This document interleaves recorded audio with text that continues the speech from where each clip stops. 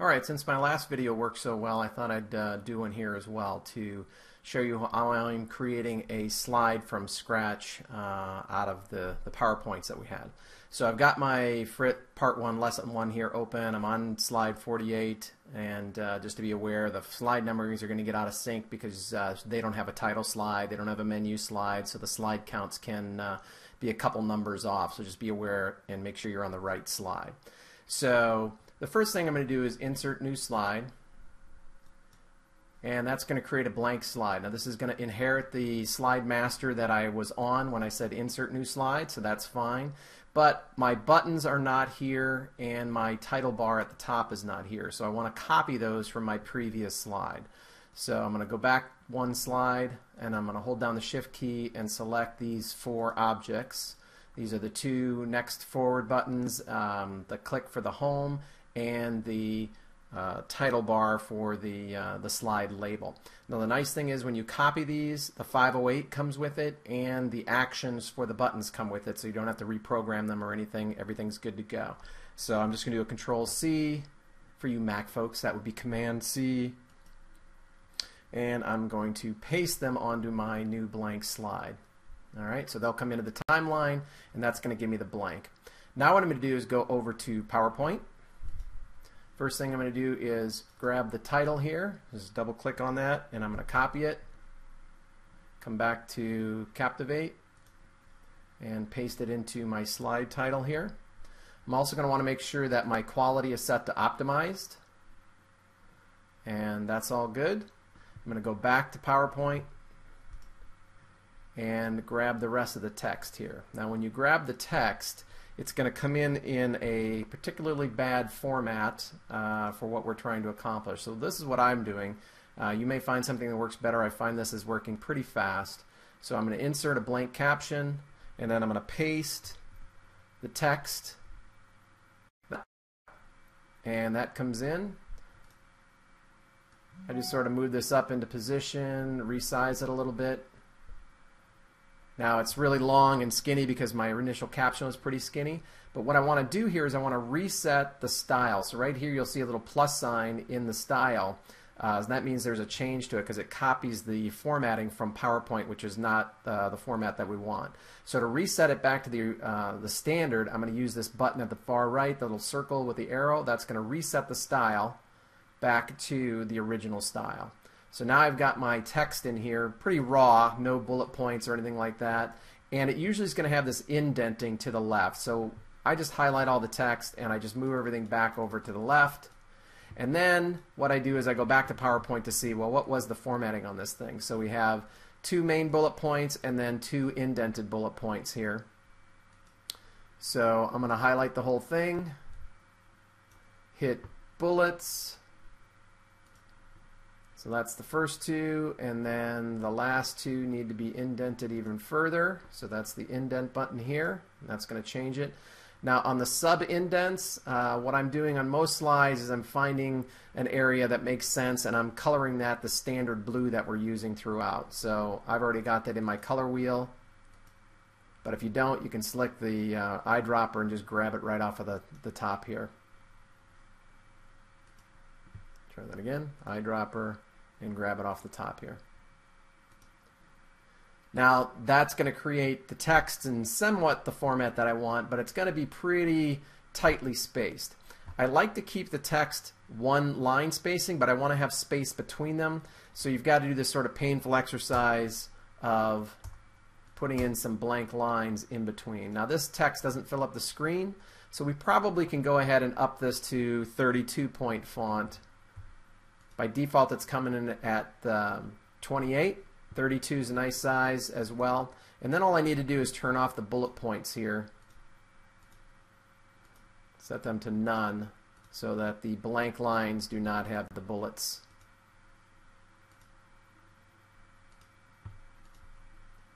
Alright, so that's pretty much the formatting for the slide. Now doing the slide notes. Click over to slide notes. I'm going to go to the Word document. And again, you want to make sure that you're grabbing the right slide. This is slide 48 in the PowerPoint, but it's 49 in my lesson. So I'm just going to copy this whole text, create a new note, and that's all the text that we're going to do text to speech. So I want to grab the tagging here, so I just go to a previous slide which has the tag so I don't have to type it, and I'm going to copy that. I'm going to paste the 500 at the front, going to paste one at the back and change it to 1,000. Now what we're finding is that a little extra pausing throughout a paragraph like this is not a bad thing. So what I'm going to do is just put a couple extra pause points in here to slow Paul's voice down a little bit, give it a little bit more cadence, that sort of thing. So put one extra one in here. Click text to speech. Click text to speech. It's already defaulted to Paul. If not, select here and then select Paul's voice. And then I'm going to hit generate audio.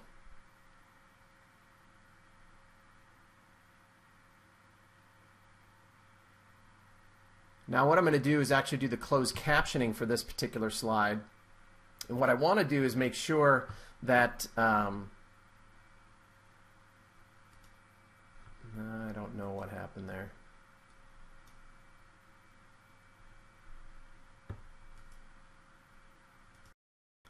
Alright, not sure exactly what happened there, but when I hit text to speech it got some weird behavior. Maybe it's because I'm recording Captivate from Captivate, but in any case, so we've got our text here that has the individual pause points in it and everything.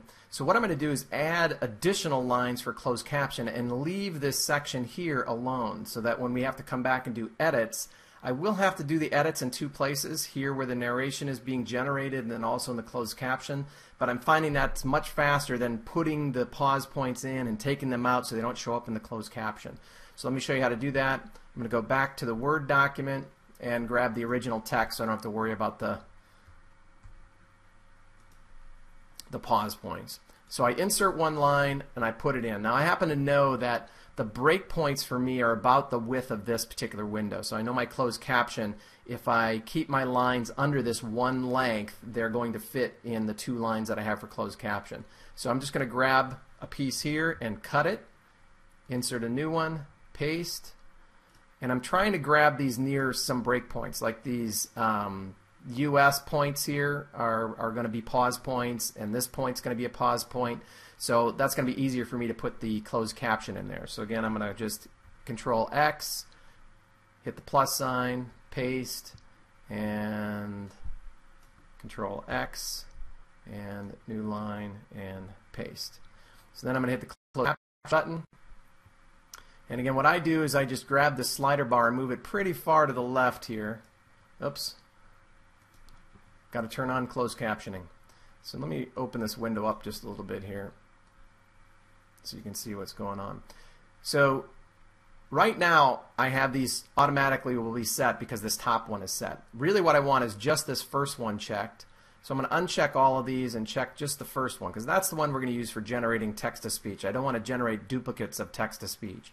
Over here, this is where the closed caption is going to go, so I'm going to uncheck that. So this is how it should look at the end, where I've got a whole paragraph or set of paragraphs that I'm doing text to speech on, and then down the left side is going to be the ones that have the actual closed captioning.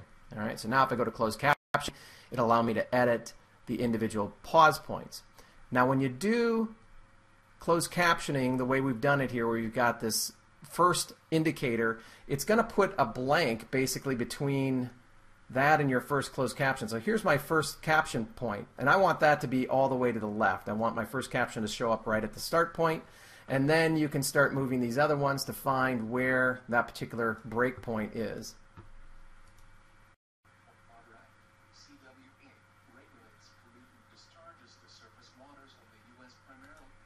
Alright, so that's the US where you said US, so I'm going to move that right to about there.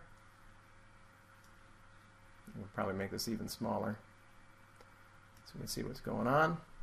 Now I happen to know if you look at these two lines are about the same size, so I know my third point is going to be somewhere about the same distance as this one. So my guess is it's going to be right here, and if I hit the play bar here,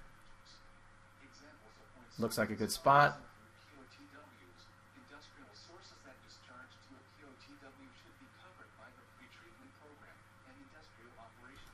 Pause point there and move it. So I'm playing the text, listening to it. I don't have to play the whole thing if I've got a pretty good sense of where these things are. You notice these three lines are pretty much the same size, so these three buckets are going to be about the same size, and then I've got a short one at the end. It's going to be the short one here.